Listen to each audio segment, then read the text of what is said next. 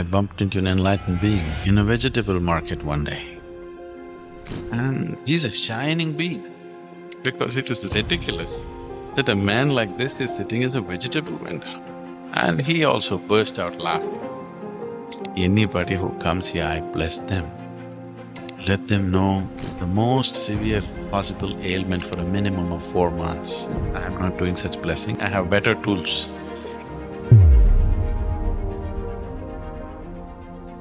Into an enlightened being in a vegetable market one day. Did I tell you about this? I like vegetable markets in India. Even here, if it's a farmer's market, I love it. If I go to any town, I go to the vegetable market, even if I have no vegetables to buy. I just walk through the vegetable market, bargain with them, talk to them, walk through the whole market, maybe buy something sometimes, otherwise just like it the way. In India it is good, really different. You go there and somebody says 25 rupees, then you say 5 rupees and then… This bargaining is not against each other. It is a different way of communicating with people. Otherwise you come, 10 rupees, buy it and go, buy it and go. It becomes too much of an ugly transaction. There is a certain dance going on between the seller and the buyer.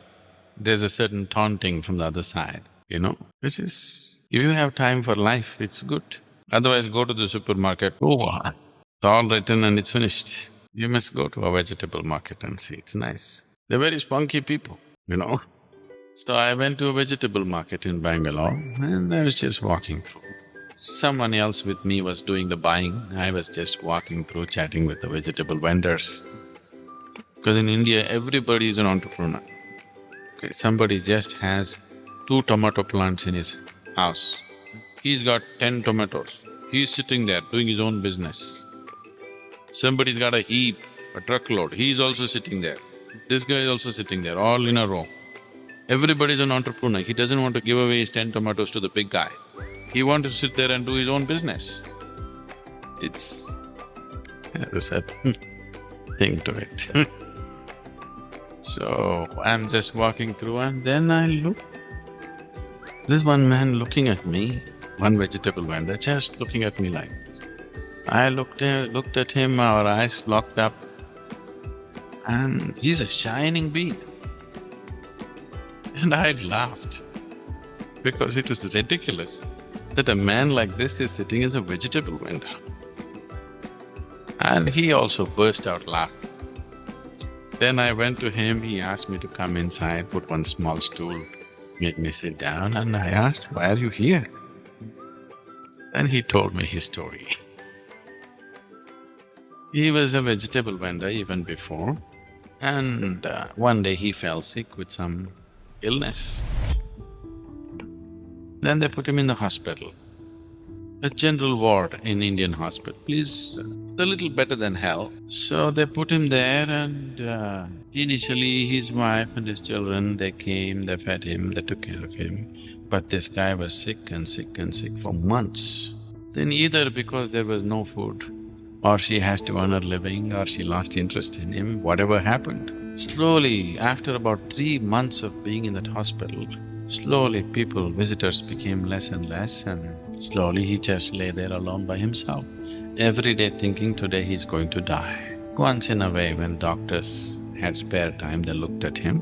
Otherwise, he just lay there, not able to get up. Every day he thought he's going to die, he's going to die, he's going to die, but he didn't die, he didn't die, he didn't die. One day something burst forth in him, and suddenly he became okay, he got up and walked out of the hospital. And from that day, he again came back and set up a small vegetable shop, completely in a different state, very blissful, shining. And he said, we were just laughing our hearts out, and I asked him, what do you do here every day?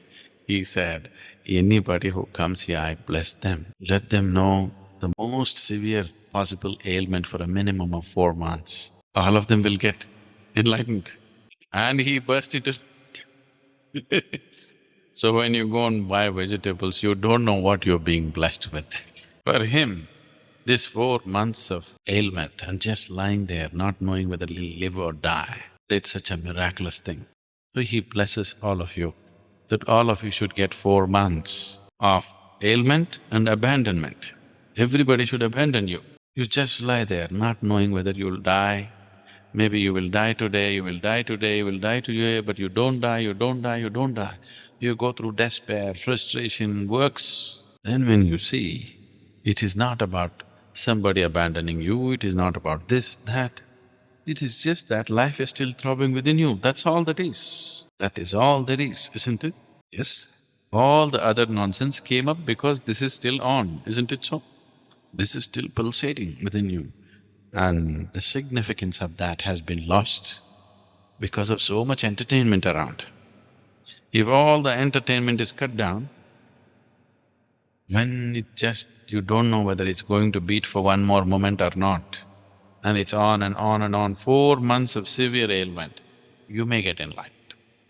I am not doing such blessing, I have better tools. I am not blessing any such thing to you because I have much better tools, better technology. But we had such a gala time in the vegetable market.